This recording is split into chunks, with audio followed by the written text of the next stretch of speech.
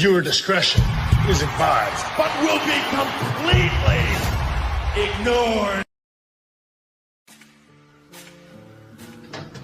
Spend time with your family?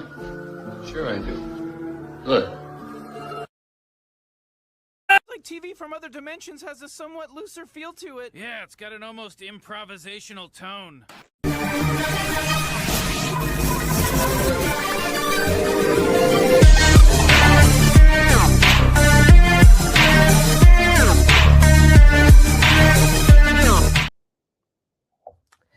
Well, hello, everybody. Welcome to the Wrestling Asylum, starring yours truly, Mr. Nekro, and, of course, Mr. Gunner Moody.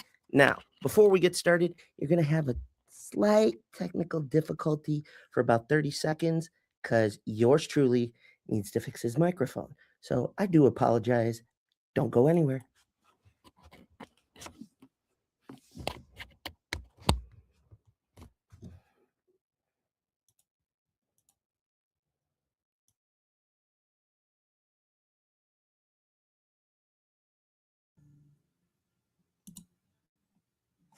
So, ladies and gentlemen, we are back. Another edition of the Wrestling Asylum is on the air. Y'all know what time it is.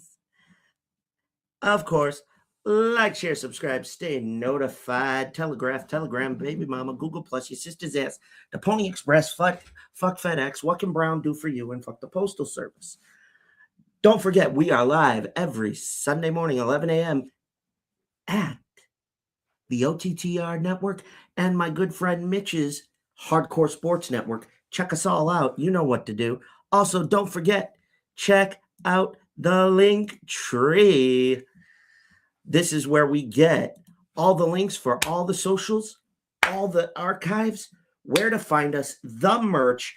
Stay up to date with the Pod Bob and never miss an episode. Now, how many times do I have to tell you? Have you kicked the coffee habit? Have you kicked it yet? Have you kicked? See what I did there? That's W Energy and Swift. Our 10 or 15% off with the promo code OTTR Mob. Also, make sure you're looking fly going into spring and summer. Akazi Clothing and Habits 365. Look fly at the club. Look fly at the family barbecue. Even look fly on that date. And giggity. It may just happen. But give a special shout out. Check them out. But don't forget,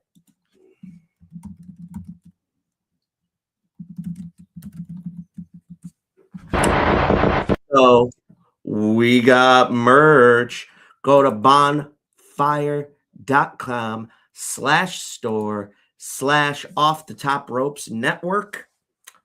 You can find hoodies, t-shirts, tanks, flip-flops even. You never know what you can find there. You got the Black Hearts Angels. You got the Pod Mob Men. You got yours truly. And we're going to have a new logo soon. So stay tuned for that. Because trust me when I tell you, you're not going to want to miss it. You can get these things in a variety of colors. And, well, you'll be supporting the mob. You'll be helping us keep the lights on. And if you're not doing it, what the fuck were you thinking? Make sure you check out the merch. Show some love for your boy. Now, before we get underway, programming note.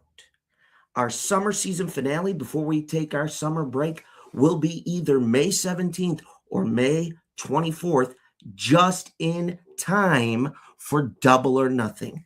So I want you to keep an eye on that. But today we got a lot to talk about, ladies and gentlemen. And KB is in the middle of the Atlantic Ocean tuning in. KB, show the love as only he can. Spread the word. You know what time it is. But I got to give you a rundown of the program this week because I promised you something in the What If segment, and I changed my mind at the last second because, I got rocked in the head a little bit. And something else came to me. So in the second half of the program, we're going to ask this unique question.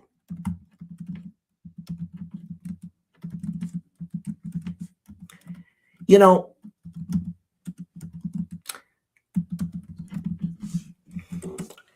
it seems to moi that, how do we want to put this?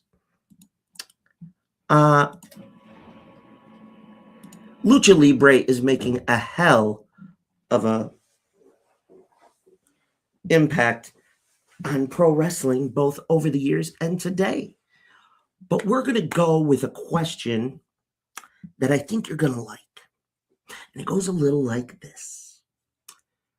The United States fans were introduced to Lucha Libre by Paul Heyman.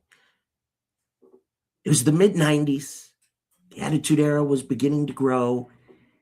The little engine that could known as ECW. And guess what? We're going to ask, what if Heyman and ECW working together with Conan didn't introduce us to Lucha Libre? Would we know who Rey Mysterio is, Psychosis, La Parca, Juventud Guerrera, Eddie Guerrero? Would we know about Pentagon, Penta El Cerro Miedo, Rey Fenix? Hell, would we know about Andrade? And what about promotions like AAA, CMLL? We're going to ask that question. But I hinted at it last week. You know, usually we grind our gears. But like I said, we have a problem. Oh, that's another one. Thank you, Tyler. Vikingo, among others. But we have to say this. You know, the last couple of weeks, we've had TNA talent that were supposed to face WWE or AEW talent, and they were getting pulled from those. So, you know, I got to thinking, who's the motherfucker behind all this? Well, the gears need to be rotated, relubed, and reapplied. So this week, the Grind My Gears segment is going to take a hot, long overdue series of maintenance. But this week, don't think I'm not going to give you something that I've been dying to give you. Yes, even Persephone. I'm going to give you something that you've not seen for a while.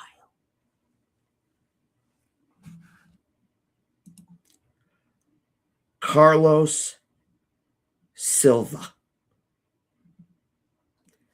Management and promoter at TNA, I have a message. Batman, how'd you get here?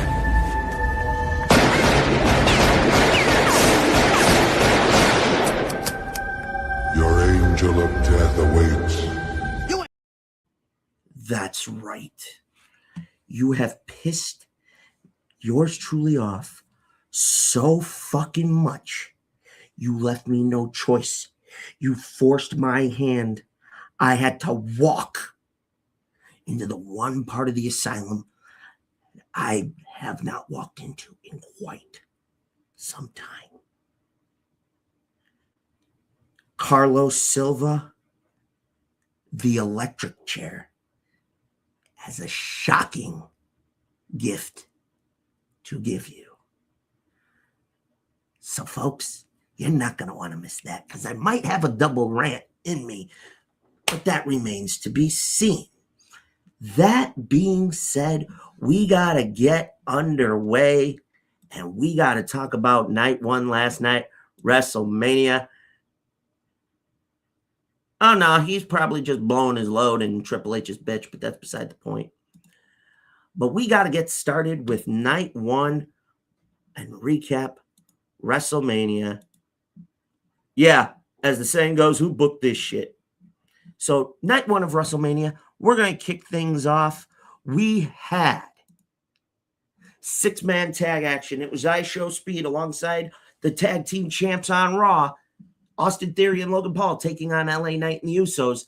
And I got to tell you, at the end of the match, the Usos and LA Knight pick up the victory. But it was after the match where Logan Paul attacked his close friend.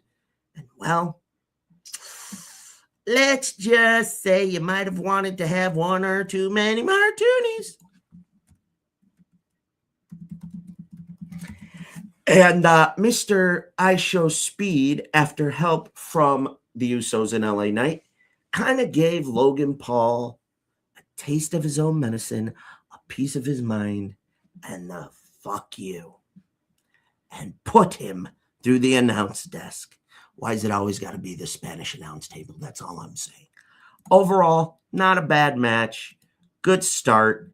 I got to be honest. I was okay with it. It wasn't like, this, that, or the third. I would have loved to have seen a tag team title match, but we'll dive into that more later. Overall, I want to know what everybody thought about it. Tell me what you thought about all the different matches as we go through the card for night one there in the chat. And, let's engage. Are you fucking...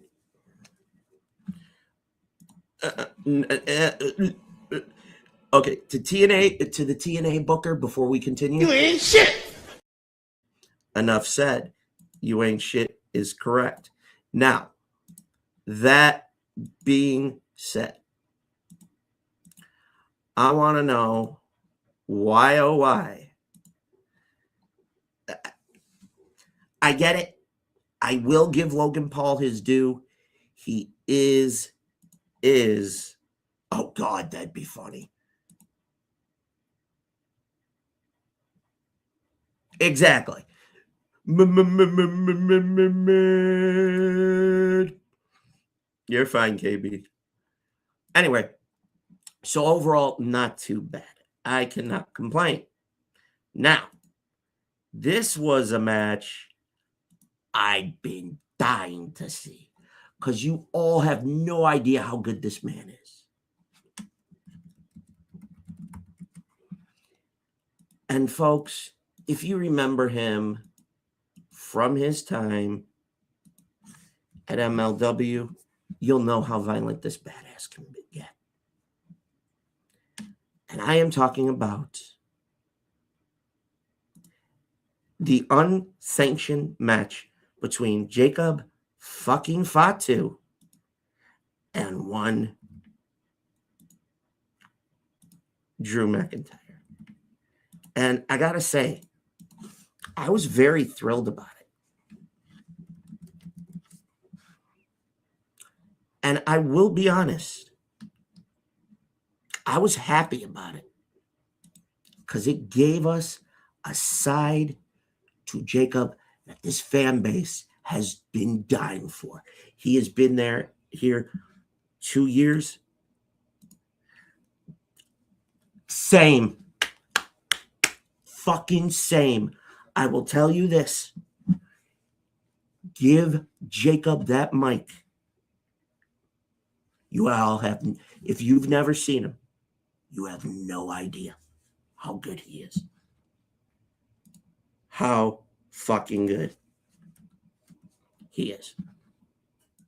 And I'm telling you, this was a fight. Back and forth. Jacob Fatu picks up the victory. And I'm going to say this. Drew, if you, like he said on Friday night, if you thought putting him in a cop car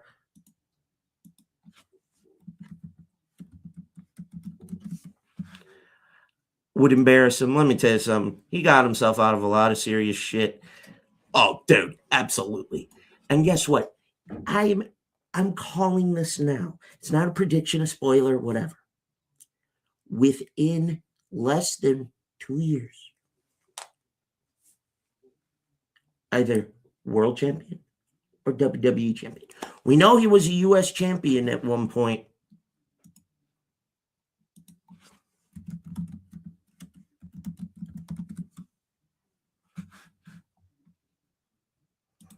And, yeah, Tyler, you're not kidding. It is fire. I will say one thing. You know what has me happy is to see Jacob doing his thing and having a good time with it. So, folks, shout out to one Mr. Fatu. Loved every minute of it. Now, I can't believe it. Trying hard not to go, but it is what it is. We had a fatal 4-way women's tag team championship match. Now, we had Lash Legend and Nia Jax paying tribute to Demolition. Shout out for them. They look good.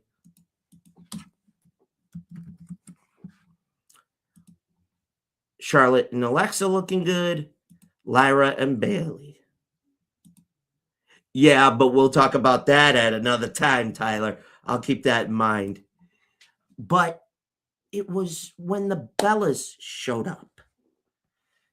Turns out Nikki did a 3-for-1 special on her ankle and had the surgery recently. And it was revealed that they called an old friend.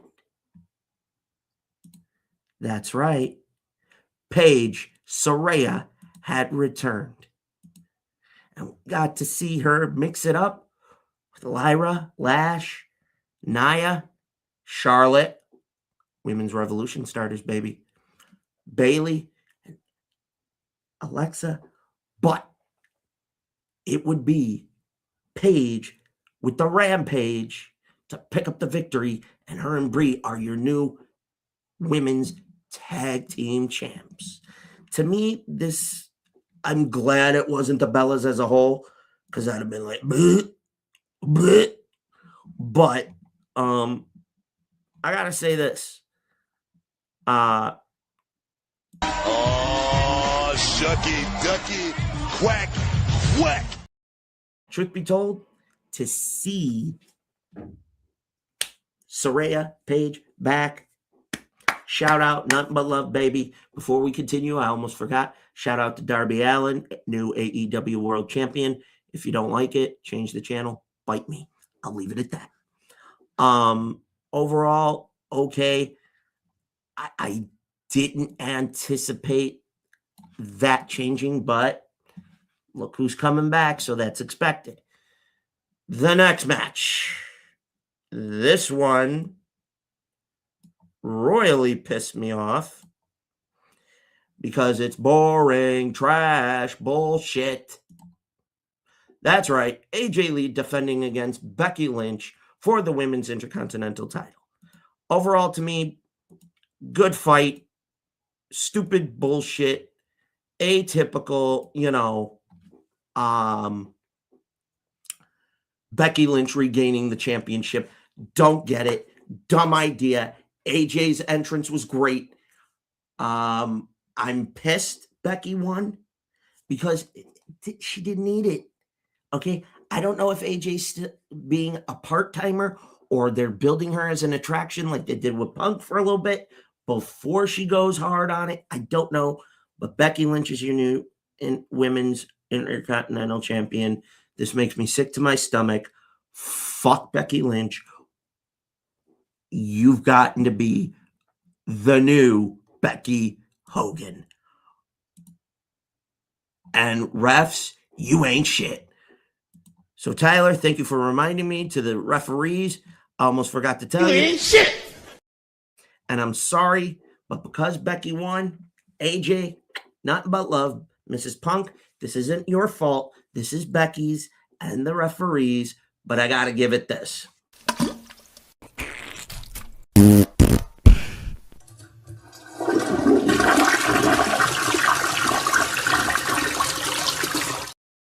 I'm sorry, had to do it, but it's not on you. It's not directed at you. So, Becky, I hope you get your ass beat again and humiliated.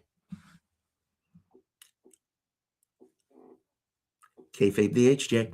Anyway, now we get to a match that I was looking forward to, originally being somebody else instead of Gunther, but it is Seth Rollins versus Gunther. Hell yeah. I was about to say the same thing. You're going to get my thoughts later. Tyler, we're going to dig into night 2 and hype it up very shortly, so stick around. Seth Rollins and Gunther, this saw Seth go to take everything Gunther took at him, but I was not expecting what happened during the course of the match. Not expecting it. 1-1 is 2. Not expecting it. Not expecting it. Braun Breaker still has that momentum and speed like a capability. God damn, 75-yard rush. Boom! Down goes Seth Rollins. Down goes Seth Rollins. Down goes Seth Rollins. I sound like the boxing commentator for the old Mike Tyson fights. I'm sorry, this is too funny. Down goes Seth Rollins.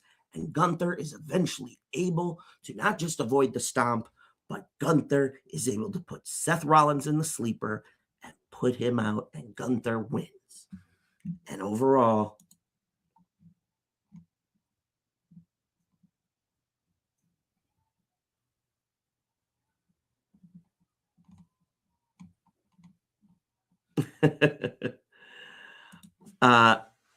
not bad. If Braun wouldn't have gone down with the hernia, that's what we would have got. Braun would have been there. Yeah, just proved Seth's still the bitch. But I digress. So, Seth, since I'm calling you the bitch, you know, need I say more?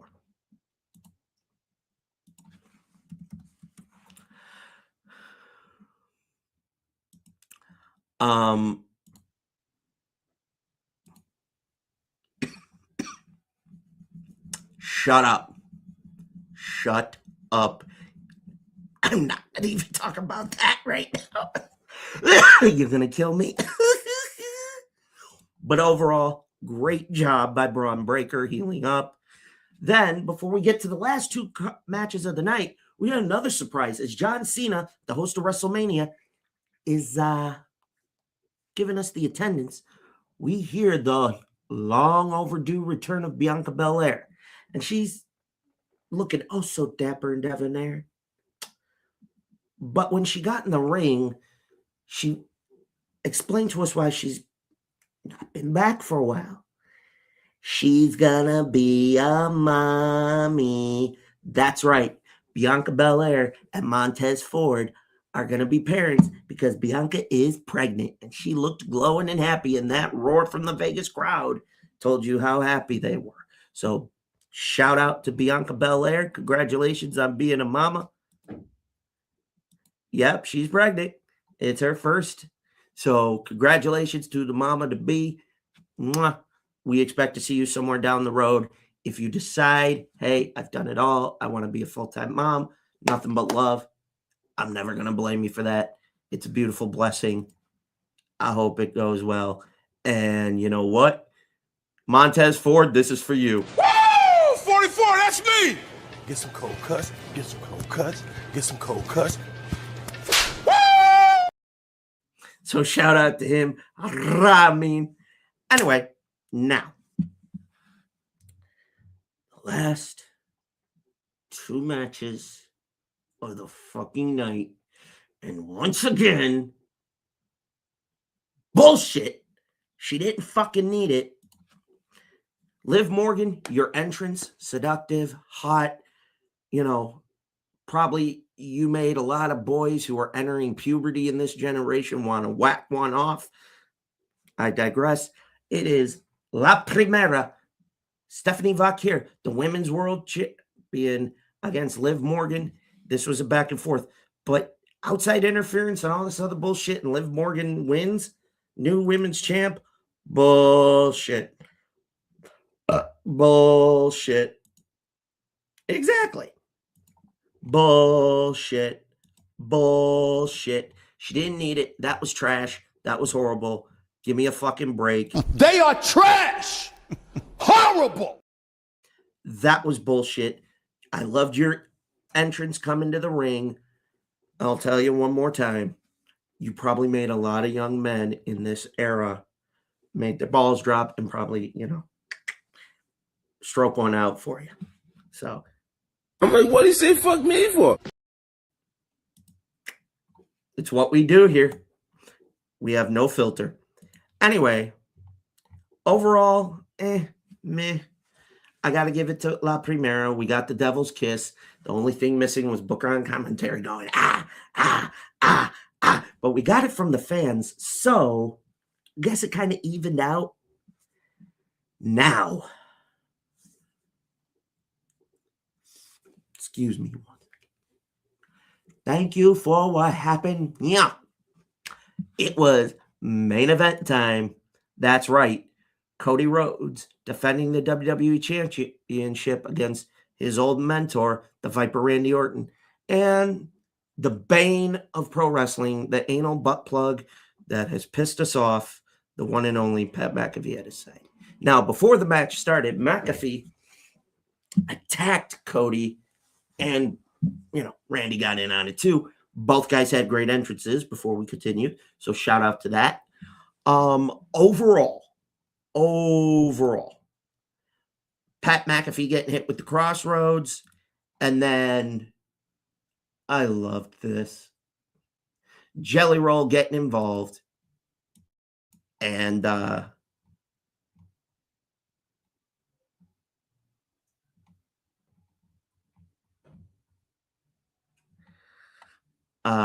put Pat McAfee through the table, and, well, making it as it should have been, and the match didn't need Pat, a one-on-one match. Before I say anything more, I have a message from Mr. Nekro, who can't make it this week. He's on assignment, so hopefully we get him back next week. Gunnar Moody is also taking care of some other obligations. So shout out to Gunnar. We will see you both back next week. Now, I have a message from Mr. Nekro. And I'm going to try to do it as quick as I can.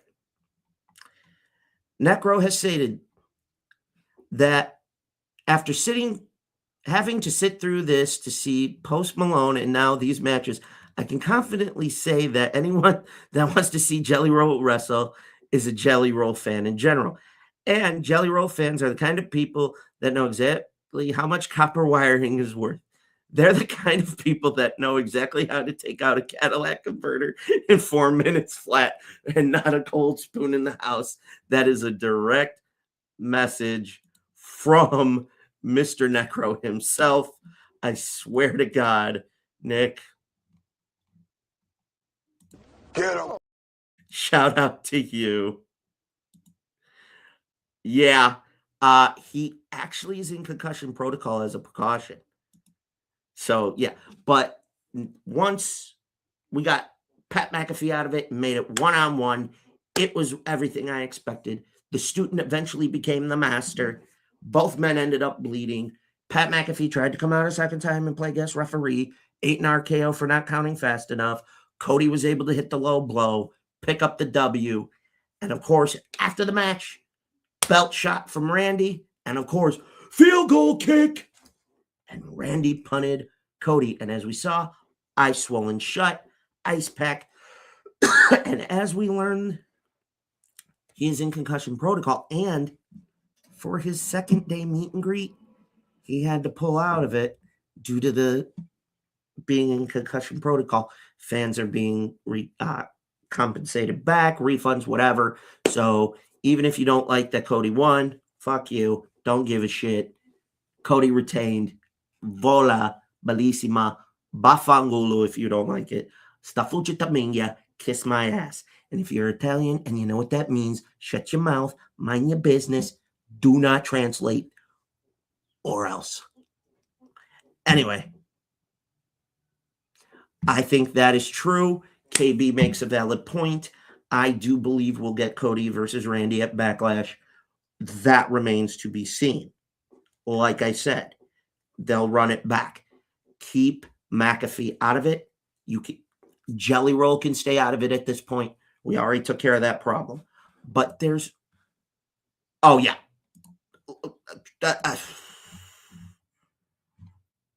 Hang on. I think Stephen A. Smith wanted me to remind everybody. They are trash! Horrible!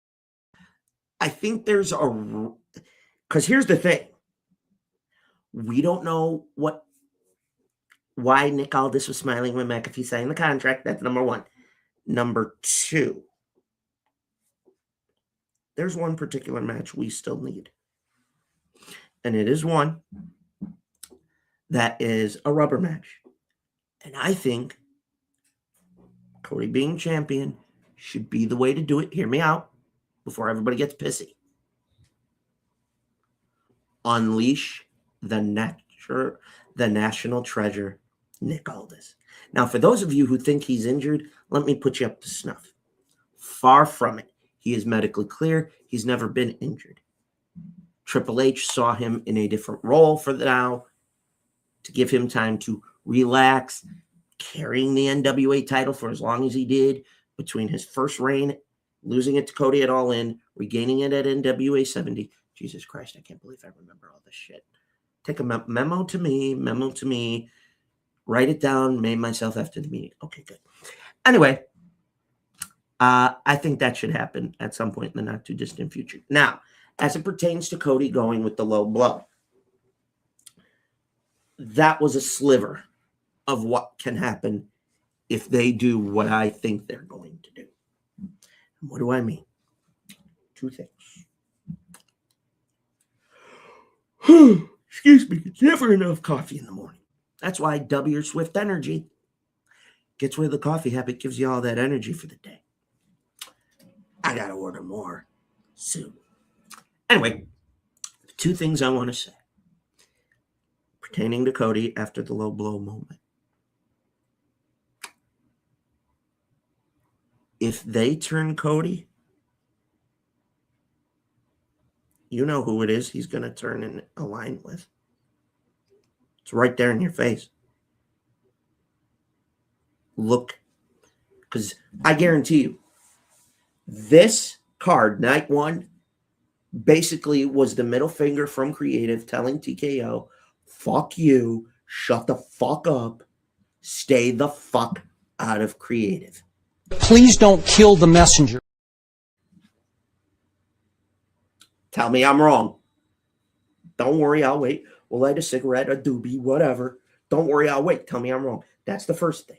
The second thing, as it pertains to Cody Rhodes and him turning heel in WWE, that fan base is not prepared for it. They're not prepared for the heel Cody Rhodes that tried to take the Bullet Club from Kenny Omega, that did what he did in Bullet Club in Japan. This fan base ain't ready. Those of us who watched him after he left WWE and everything else, golf clap, golf clap. Wait. I got to give the perfect golf clap. Okay, you understand what I'm saying? If they go down that, exactly. If they go down that path, this fan base, especially the kids, are not ready. I guarantee you, if they turn Cody heel and final boss is who he aligns with, I was just about to mention that. Thank you, Tyler. Guess what? You better not fuck it up like you fucked up John Cena's heel turn, or you're going to have a lot of people pissed.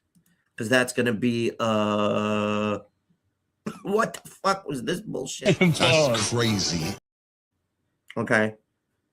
Now, yeah, TJ, I know. Overall, I'm going to be generous.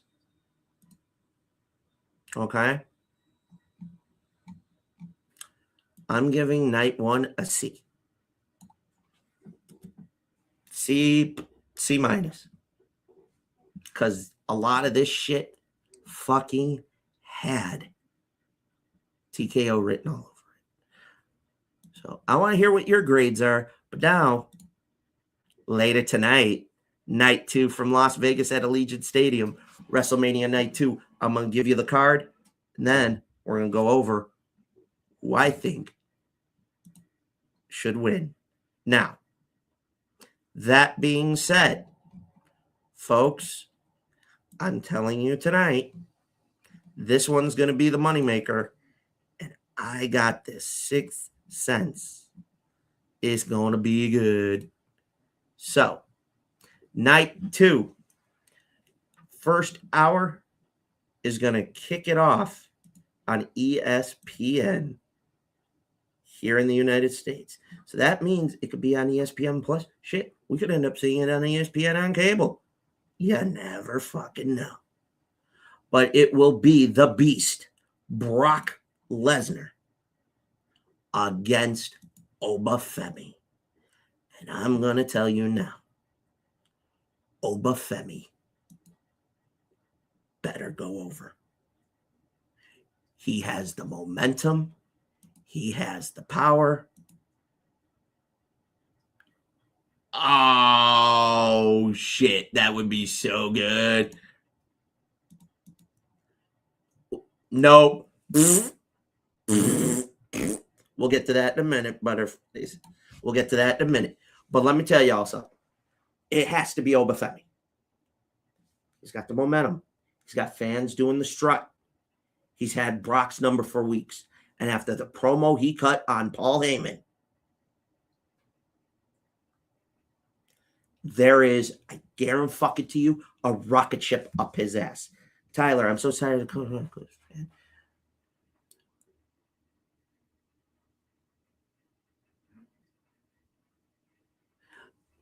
I can dig that. The only hard part is, and you're not gonna like me saying it,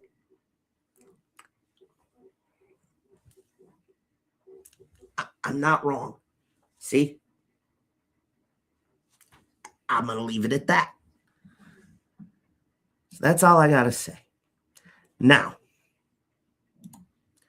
6-man action in a ladder match for the Intercontinental Championship. Penta will defend it against Dragon Lee, JD McDonough, Javon Evans, Rey Mysterio, and Rusev. And we all know how violent ladder matches can be. I'm going to be honest.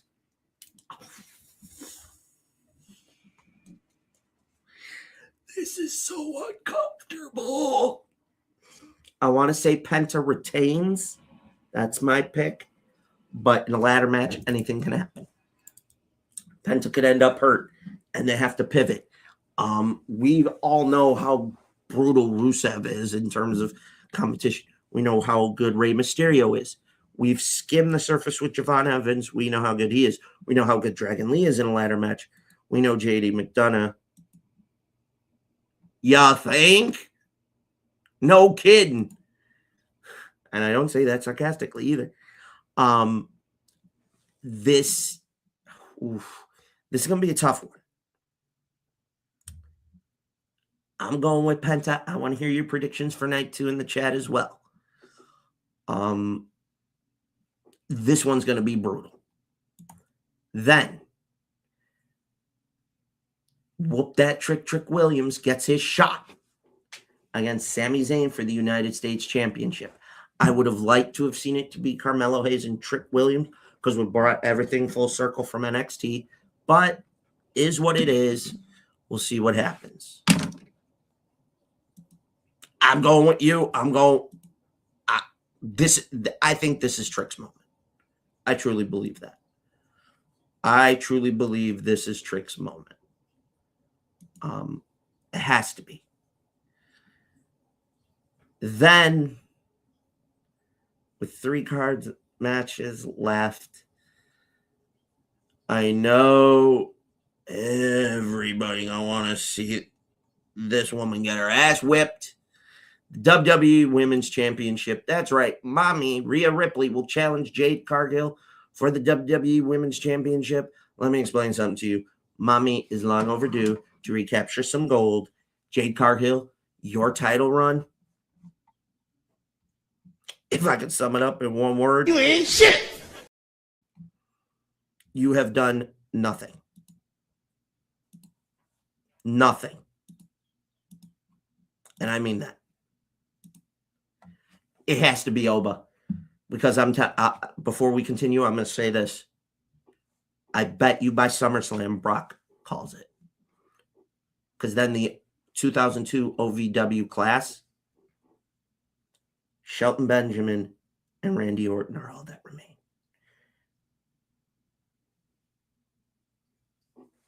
Batista is gone. John Cena's gone. That's all that's going to remain if that happens. But I digress. Rhea Ripley has to win. She's been getting the attack for weeks on end. It must take place. That's what I'm anticipating, yes. If they keep the belt on Jade, you need to start rethinking a lot of what the fuck you're doing. That would be a Vince McMahon move. Yeah, I said it. If you're offended, kiss my ass. It has to happen. You've got to do it for this reason. And it is this. Her title run has been so lackluster. Name a time that she's defended it since she won it. Maybe a couple of times on TV, that's it. And this rehash of the baddies in AEW, no disrespect. B-Fab, Mia Yim, you should have just beat the shit out of her instead and said, fuck it. This is...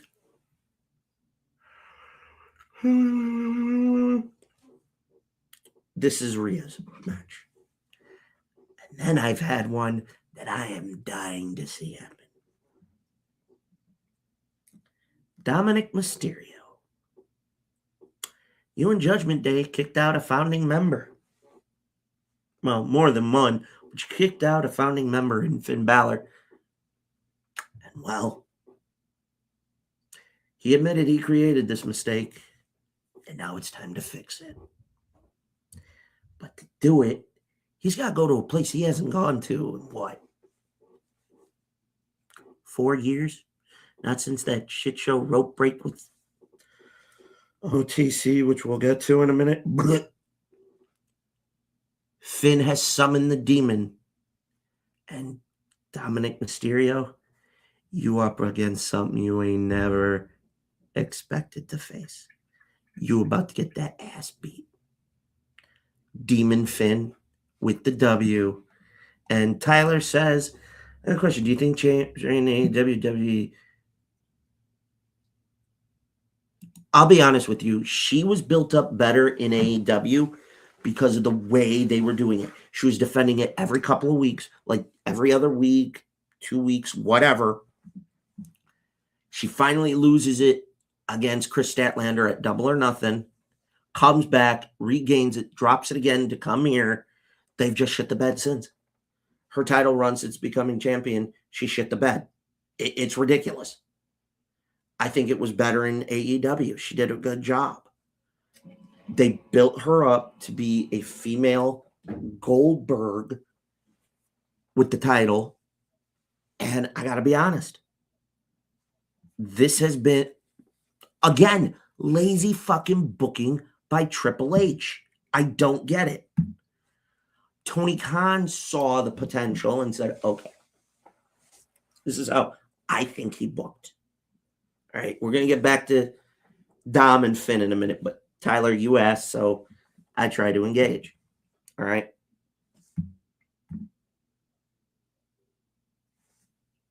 I was just about to say that. Here's my thought. Tony Khan, good or bad, saw something and said, okay, not the typical female pro wrestler that I would have. How do I book her? And to me, I think he went, okay, fuck it. I got an idea. So he pitched an idea to his creative crew, and they went, well, that's a good start, but let's go here, here, here, here, and here, and then off to the races. And it worked. It worked. So I'm happy with that. I agree. She should have gone to NXT for a while, get some more reps, get comfortable. She can talk on the mic, don't get me wrong, but she needs work. Or as good old JR would say, she needs a little pepper on her steak, a little extra stank on it, some seasoning. Give me some barbecue ribs. I want my baby. Sorry. I was watching Austin Powers earlier in the morning. I shot the rotten, baby, yeah. That's crazy. Oh, yeah. But I digress.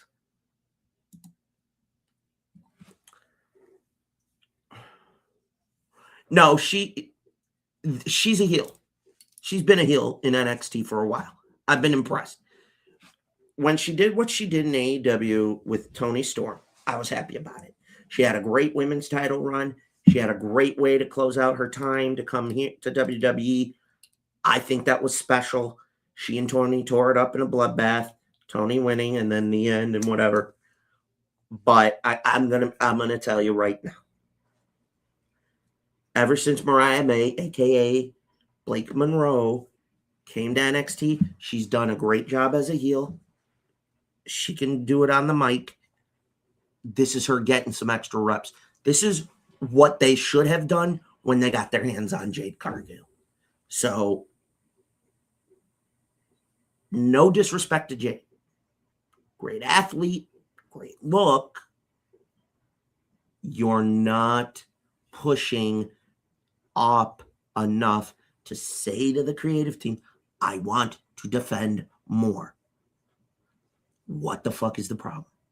I get it. You want to utilize her strengths. I'm not against that. My problem is for Jade, plain and simple, bar fucking none. And I'll call it for what it is.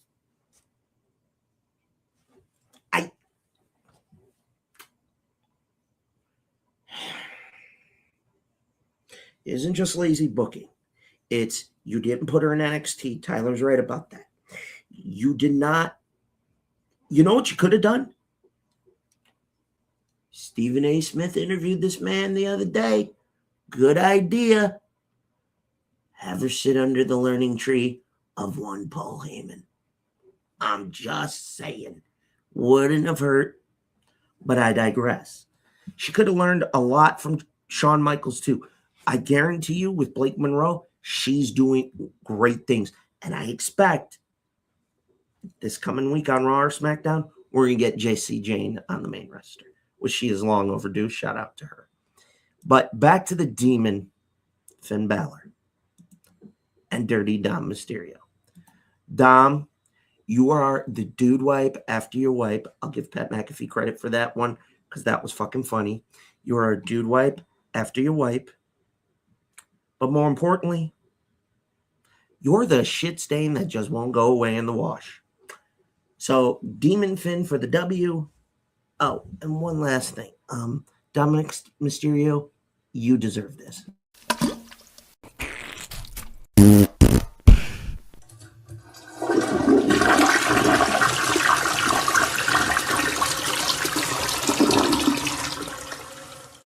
Because goddamn, you smell like ass. But now, it's main event time, baby. First time ever, he's closing the show. The best in the world, CM Punk, will defend the World Heavyweight Championship title belt against the OTC, the 2026 Royal Rumble winner, Roman Reigns. These guys have not touched since their little skirmish after Punk told Roman wouldn't be alone much longer because he was going to put him next to his father.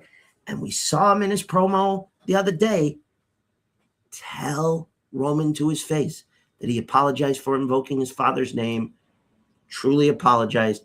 Both great promos. They have not gotten physical since they both each took a, trip through the announce desk. Bar none. I have to go with CM Punk. If they go Roman, then there's one of two things.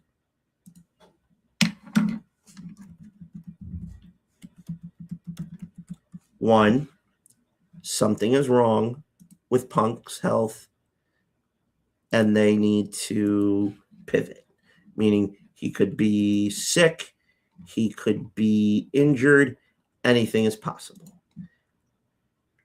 if they don't, I swear to God, if they take it off of him simply because, they want to switch it up. Yes, Punk goes out on his shield at WrestleMania's main event. No,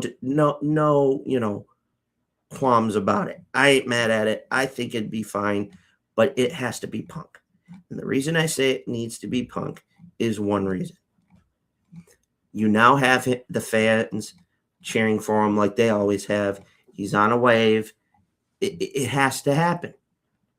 You have to do something. And I'm happy, but here's the problem. If you fuck this up, I mean, really fuck it up, and you put it back on Roman, you're going backwards. You're not going forwards. You have to go forwards. No. As far as I know, this is no DQ. This is a straight match. I have not seen anything to indicate otherwise at this time. Nothing at this time to tell me different. Let me look at the card again. Let's pull this slide up. Yeah, this is a regular match. This is a regular match, Tyler. This isn't a no DQ scenario. I'll shit a brick if they go the scenario they went at WrestleMania 17 between Rock and Austin, where they announced it would become a no DQ match right before it started. But I digress. So, that being said, let me know your predictions in the chat, because now it's that time. We're going to take a quick commercial break, but when we get back, we're going to talk about ECW never introducing us to Lucha Libre, how it would impact pro wrestling. And then, Carlos Silva, I got something to say to you, you son of a bitch. We'll be right back after this commercial break. Stick around.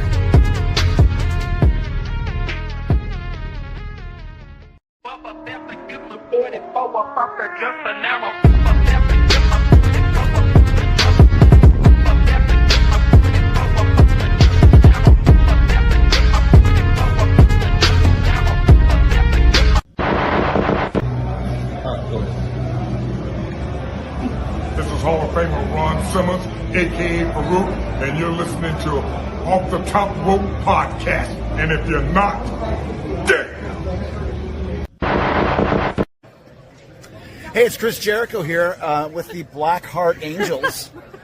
And this week... Oh my God, Andrea and Stacy. And Stacy are going to talk about their experiences here at the Rhode Island Comic Con meeting me. So you could say that the Blackheart Angels just made the list. Bye. That's awesome.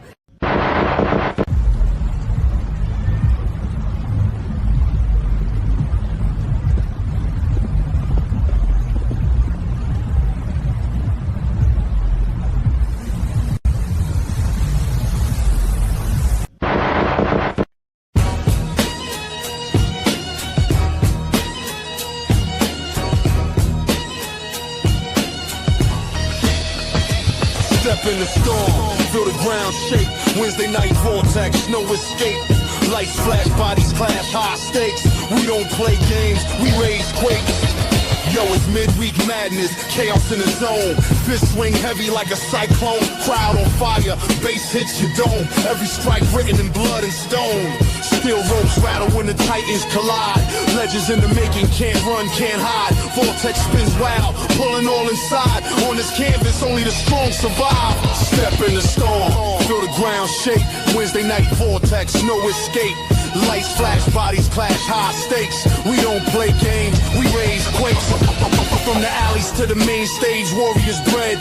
Pain's the language, everything said. Wu style fury mixed with 50s grind. Money, power, respect, leave weak behind. Yo, the crowd chants loud, blood pumps the beat. Every drop of sweat hits concrete. Warriors sworn, we never retreat. On Wednesday night, we bringin' the heat. This ain't no dream, this is live combat. Storms in the ring, you can't outlast that. Spin in the vortex, feel the impact. Once you step in. We're back.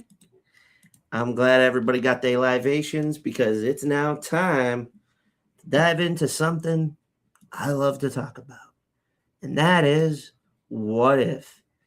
We're going back in time to the mid-90s. ECW was gaining momentum, and they decided to bring new, innovative concepts. And one was lucha libre from Mexico. And I want to ask, if ECW never did that, what would the impact on pro wrestling be?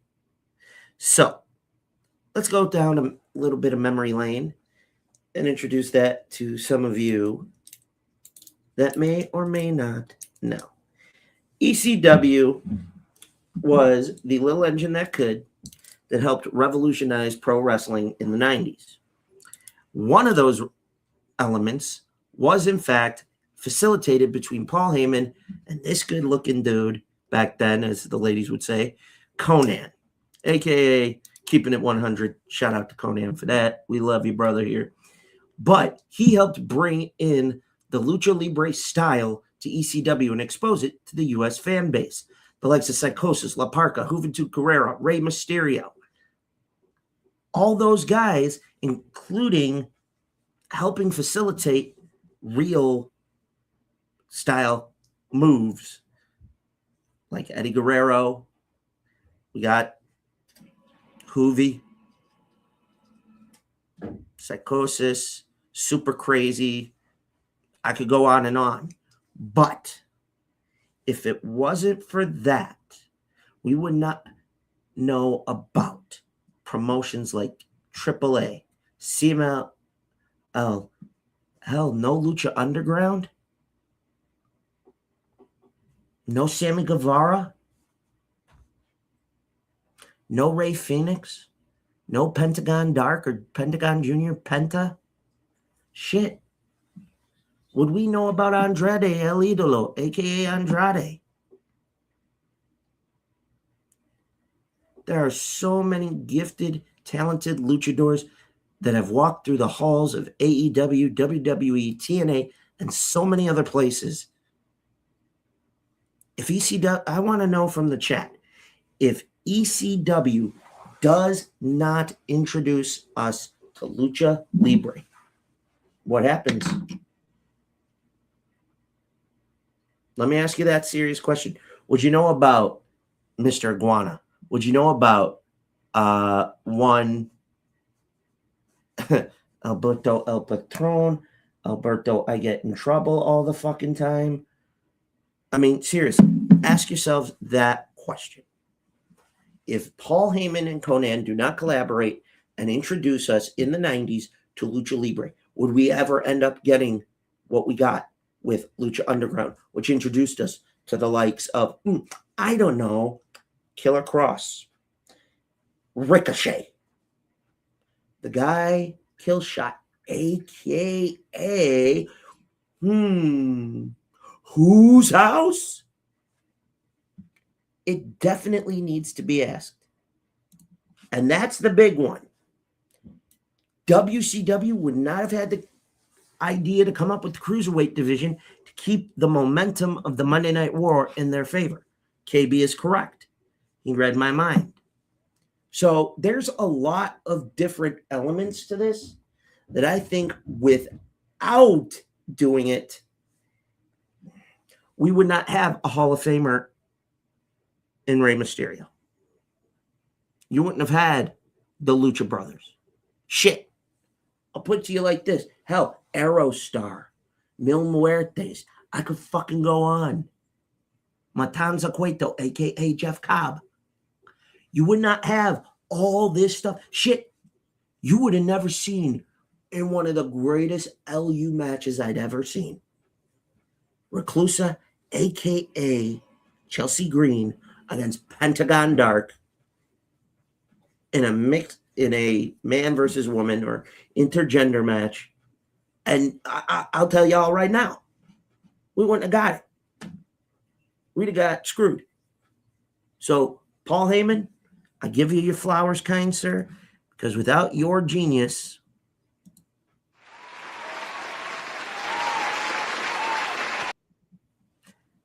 to see that, the cruiserweights don't come in. We don't get Chris Jericho. We don't get Dean Malenko. You facilitated, along with Conan, opening the door to set up the cruiserweight division. So I want to know what everybody else thinks. I know KB said it best. Oh, no shit. Bar none. Plain and simple. Guaranteed. Fact. Need I say more? But overall, and I'll tell you the truth, Heyman is the reason why we are all enjoying this type of wrestling style. Shit. You wouldn't get Sammy Guevara. I'll tell you that right now. Think about that. Okay. Taya Valkyrie. Wouldn't get her. Think about that. Chavo Guerrero. Think about that. I mean it. Oh, that should be a 7-star match. Period. End of story. Fuck Dave Meltzer. I can't begin to describe what would have happened if Heyman doesn't see that. I think the Monday Night War begins to shift sooner to WWF prior. Well, probably would have done it same time around them bringing in Mike Tyson. But it would begin to shift maybe a month or two sooner. But you don't get the cruiserweights without this. So I will say this. Paul Heyman. That's something I want to tell you. Yeet. Yeah.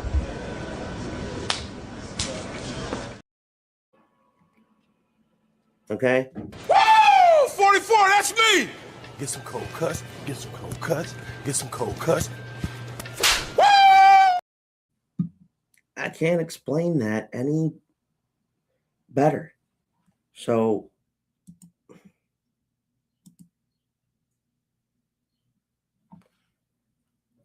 I was just about to propose that. Now imagine this for a minute, folks. KB brings up a valid point. Let's say they all stick it out in ECW. Now, mind you, we know ECW ends up hitting the financial brick wall and ends up closing. But what if it didn't? What if we kept the cruiserweights in ECW and that pushed the momentum for them so much? Oh, that would have been fucking insane. Dope as fuck. We'd have got Eddie and RVD in 97. That would have been huge. That would have been main event on one of their pay-per-views. I'll tell you that shit right now. Okay? If the cruiserweights would have stayed in ECW, here's how I see it playing out, folks. One, they're able to gain more traction, more momentum. They get more TV. Viacom or TNN may not cut the deal with WWE. Probably still would. But guess what? ECW would be able to do what they wanted to do and maybe, just maybe, intertwine with the WWF. Think about it. Because we all know they eventually went there. But what if ECW had that momentum and Vince saw that and said, wait a second. Paul's number 2. I got a problem. I just kicked WCW's ass, but I want to work with him. Do the math. Cruiserweight division, a.k.a. light heavyweight division on Raw in the WWF back then. Think about that. It would have been insane. Oh, that's another good one. Ooh. Eddie and Candido, Rey Mysterio Candido, shit, La Parka, Psychosis, Hoovy, Super Crazy. Jesus Christ, we would have got a lot of good combos out of it, KB, no doubt about it. All right. Overall, this impacted so heavily that, well, what more can be said? Can't say anything more than that. Muff said. Okay? So, let me know what the rest of you think in the chat. But overall, ECW doesn't introduce lucha libre to the States. I don't think WCW wins the war. I think the war ends sooner. Because that helped facilitate bringing fans in to keep interest. You may not get the Nitro girls, all that other stuff that would eventually implode, but it could have moved Paul Heyman into the number 2 slot as a promotion where networks were going, what the fuck is he doing over there? Get me the checkbook, would you? Mr. Heyman, $200 million, up to production, book a solid arena, we'll help get you through it. We're going live. He could have ended up on Fox Sports. Could have ended up on Fox. Period. Instead of doing what they did with the early days of TNA when they left pay-per-view. Remember the Fox Sports Hour on the internet? Innovative. And it was the early days of you-know-what. So I'm telling you all now. You don't get the cruiserweights. You don't get some of the dream matches that KB said could have happened. You don't get the momentum to stay 83 weeks fucking straight. Because I guarantee you, no cruiserweights, Bischoff starts to lose. And then Ted would have pulled the plug. Think about that. But now, the main event, the moment that you've been waiting for. Psych, gotcha. I usually, lately I've tried to give my unbiased, calm self to all of you.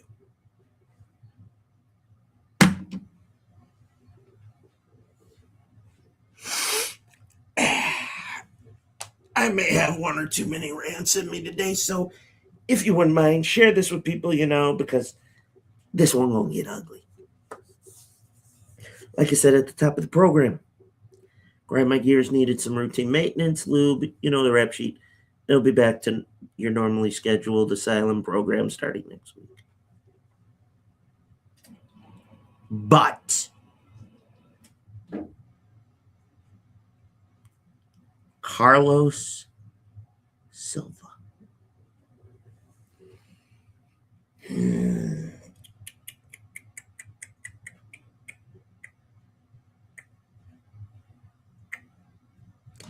Ever since your partnership with WWE, you have been the booking team's pussy ass bitch. You pissed off MJF. You fucked us out of MJF and Nick Nemeth. I'm not standing for that. Not standing for it. Mr. Silva, I'll say it again. Batman, how'd you get here?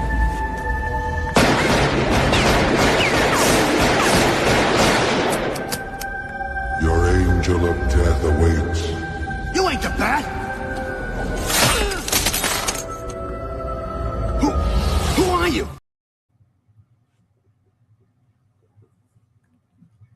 I warned you. You pissed us off. You even had a match that involved Javon Evans, Leon Slater. You fucked us out of that. You become Triple H's whooping boy. That don't sit well with me. So for that, you have forced our hand. I had to go to a place that I didn't think I had left in me. I had to go to a fucking place that I didn't think I had left.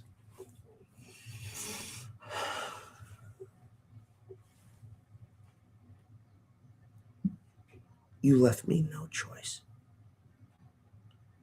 Mr. Silva, you need to come to the front of the congregation. It's time we talked.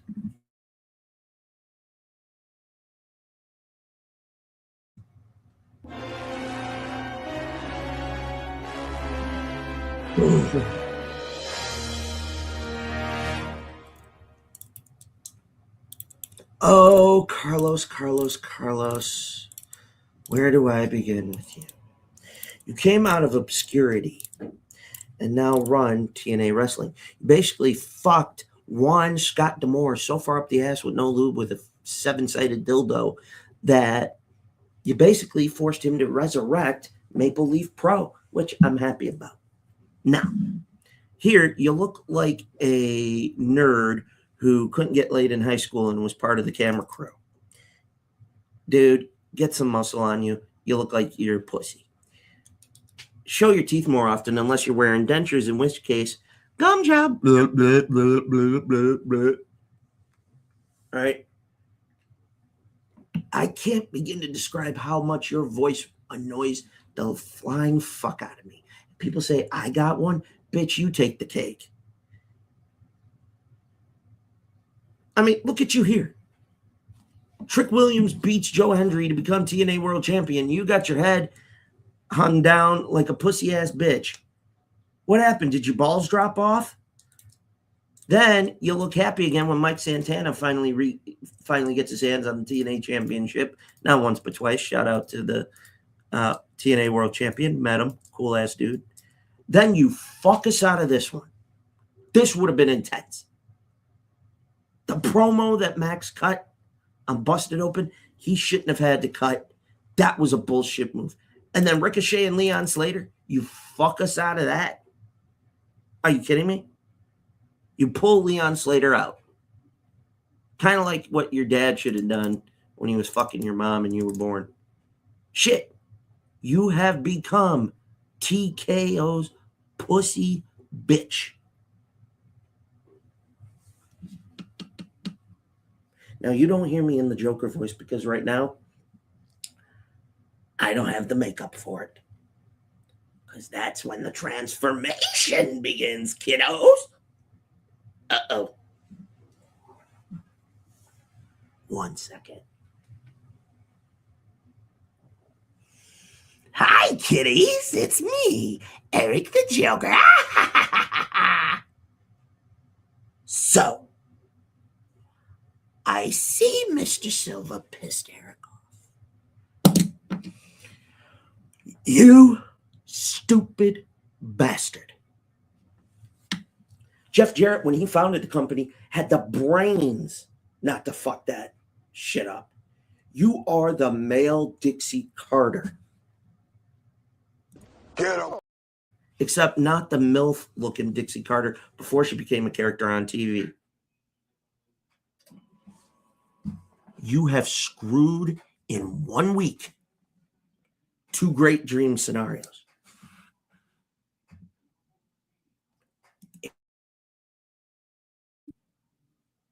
World champ MJF against Nick Nemeth in another promotion. That's fucking money you just fucked another independent company out of.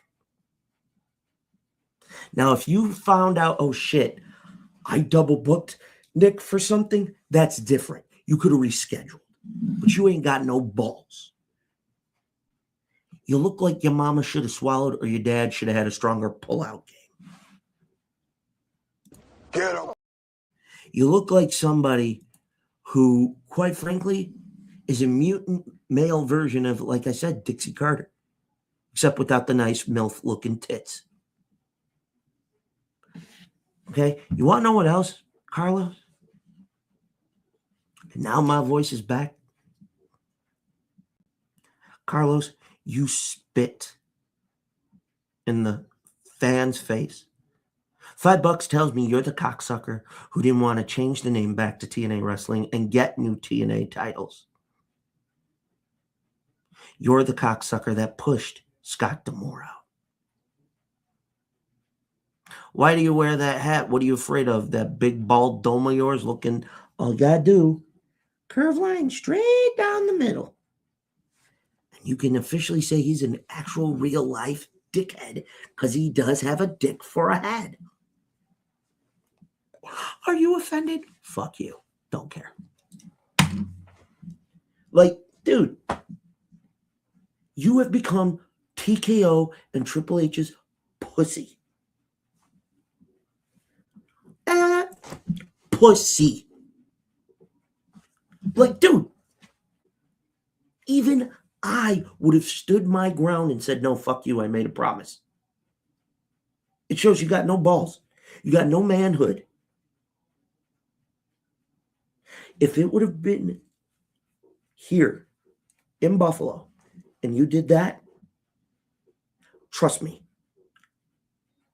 you would have pissed an entire fan base off who would have wanted your fuckface, ugly, nerd, camera, crew, video, club looking ass on site. Your head on a pike.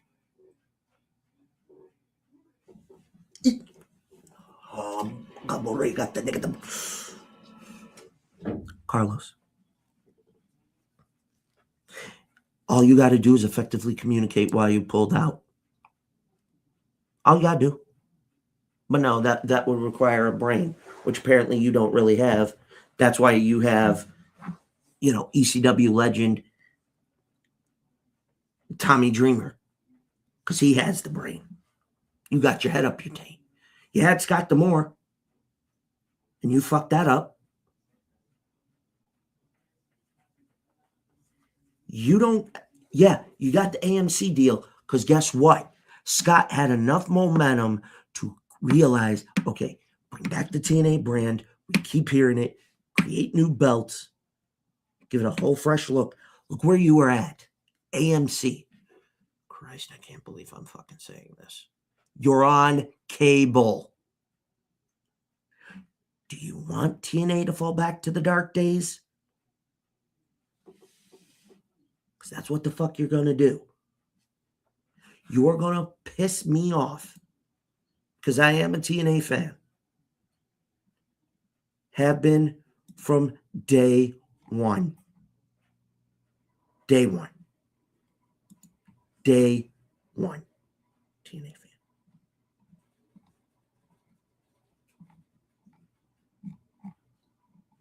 Okay?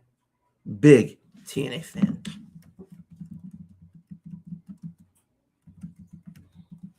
And to see Scott D'Amore take TNA out of obscurity, get it watchable again, because no thanks to Dixie Carter and Anthem, you cocksuckers fuck the fans so far, no lube.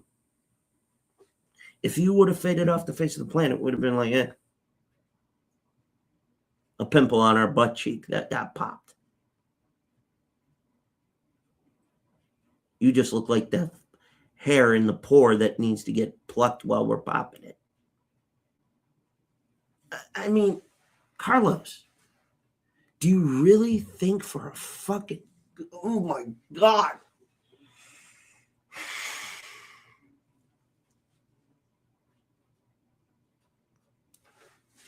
Dude, if Nemeth was injured or Levon Slater was injured and you pulled him, that's all you had to do. You don't know how to communicate because you're a puss. Okay? And for the love of Christ, I'm begging you, don't become a TV character. You're just gonna piss everybody the fuck off. Okay? I can't even begin to tell you how much this makes me want to vomit. Okay? I can't fart. This is how much it makes me sick to my stomach. I want to puke. I want to fucking vomit. What I have seen, I can't even breathe with the shit that I've had to witness because of your stupid, ugly, fuckface, no heaven ass booking brain. What? You don't have common sense or a thought in your head? Shit. I'm glad the Knockouts division is doing fine. I love what they're doing with Rosemary. You brought the return of Allie. I want to eat the bunny. If you know, you know. Okay. Yes. Controversial. Bringing back Tessa Blanchard. And that's a whole separate entity. Tessa's gotten roasted in this. Since then, I guess she's learned. So shout out to her. Everybody deserves a second chance no matter what they do. And if you don't let shit go and open your heart to that, you got a problem. We'll talk about that in a moment. But Carlos Silva, if you take TNA back to the dark times, I swear to fucking Christ, you're going to have a TNA fan base going to hunt you the fuck down and fuck you up. So, with that said, Mr. I look like I was part of the video cam crew in high school and couldn't get laid. Time to fry.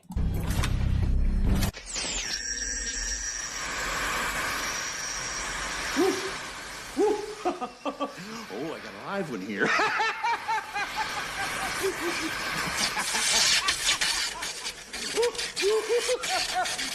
Oh, there'll be a hot time in the old town tonight.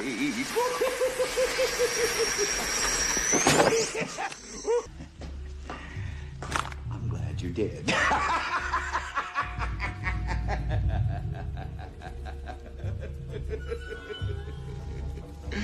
I'm glad you did. And the only reason I'm not screaming, well, if you know, you know. So I'm being respectful of that, gentlemen. But my point to you all is this. Carlos Silva, don't fuck this up. For the love of God, I'm begging you. Back the fuck off. Because quite honestly,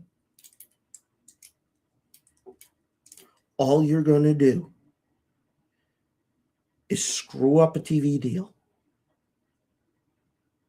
And then I will laugh when Scott D'Amore sticks it up your ass, buys TNA, and merges it into Maple Leaf Pro and does something special. I'd rather have Scott D'Amore running it than you. You should just be the one cutting the checks for payroll. And the mere fact that you aren't fucking paying the talent appropriately, that speaks to how much of a shitty booker you are. I better bite my fucking tongue on this. You greedy, selfish, backstabbing, no care for the fans or talent piece of dog shit on the bottom of your motherfucking shoe. To hear that you're not paying talent what they should be getting paid, or at least something decent, sorry, that's bullshit. At least your predecessor was smart enough to say, okay, listen, I can do this, I can do this, I can't do this. We'll figure it out. Carlos, hand it back to Scott D'Amore and fuck off. He would at least have the balls to stand his ground and tell TKO, okay, listen, he ain't gonna, no. He would have stood his ground and told TKO, fuck you. I promise those two promotions, that particular match, that is what I'm giving them. Deal with it.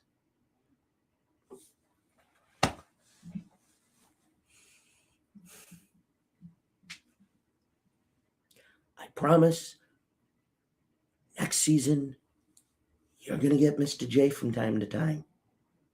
Believe me. You have my word. You got a little taste, but I got to tease you. Because you see the man behind the makeup. Trust me, when the makeup comes on, put your kids to bed, because it's for the adults only.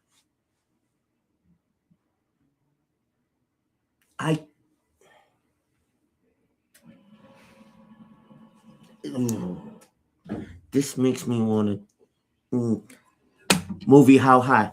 Big ass bottle of baby powder and let that motherfucker flow. Boom! Boom! You bitch. That's all I got to say. So go back to being the little nerdy punk boy who thinks he's going to get laid and start fucking paying the talent decent. Okay?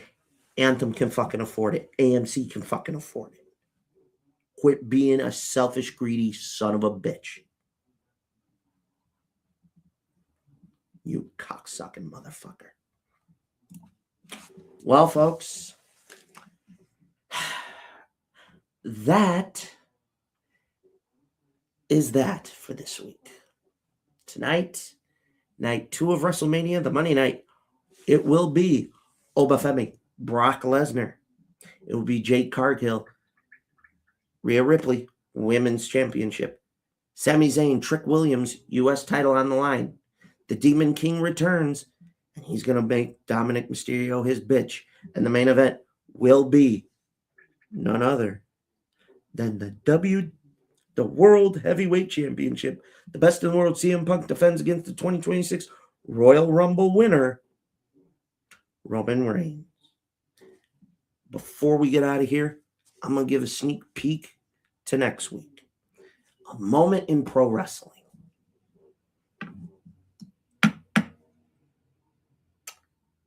Controversial. And it's one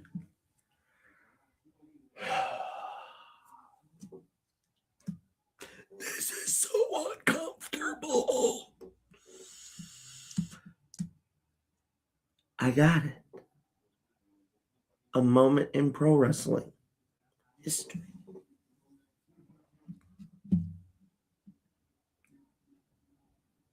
The night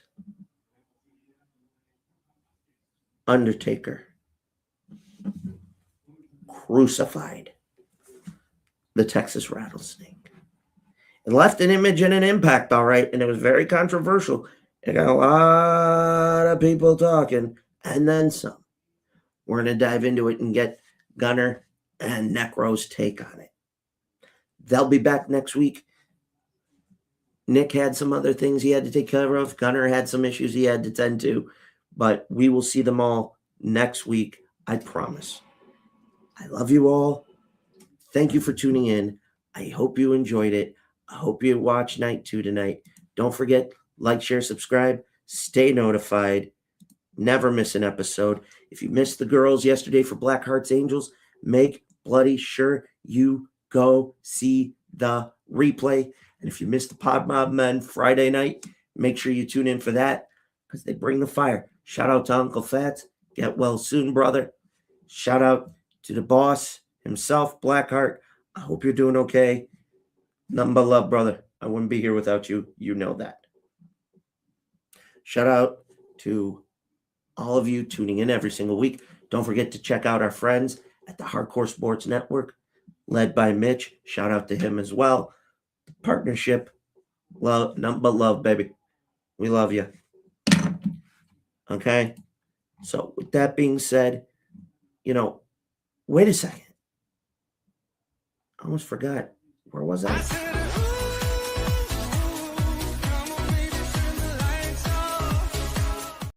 Never gets old.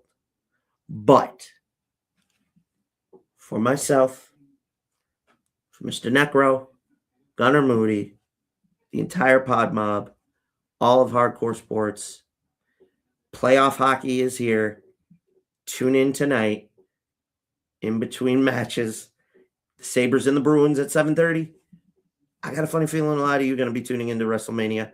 I'll be just like the Monday Night Wars, back and forth, back and forth, back and forth. I'll leave it at that. So, that being said, I love you. I thank you. Tune in next week because it's about to be a hell of a good ride. And guess what? The season for pro wrestling doesn't end. A new chapter begins starting tomorrow night. That's why he's the MVP! That's why he's the GOAT! The GOAT! So, I'm looking at my watch. It's about that time. We're desperately out of time. We gotta go. But tune in next week. I think you'll like it. And remember, programming note, May 17th or May 24th will be our summer season finale. And side note as well, make sure you show love to your moms on May 10th. May 10th is Mother's Day. Don't forget to show your mothers love. Capiche? I know it's a little early, but I don't give a shit. I'm letting y'all know now. Don't fucking forget. Do that. So with that being said, this is the Wrestling Asylum. I am Eric the Joker, aka EJ. So long till next time. And don't forget to spread the word, show the love, check out the merch, all that stuff. Because if you don't, what the hell were you fucking thinking? Take care, everybody. So long till next week.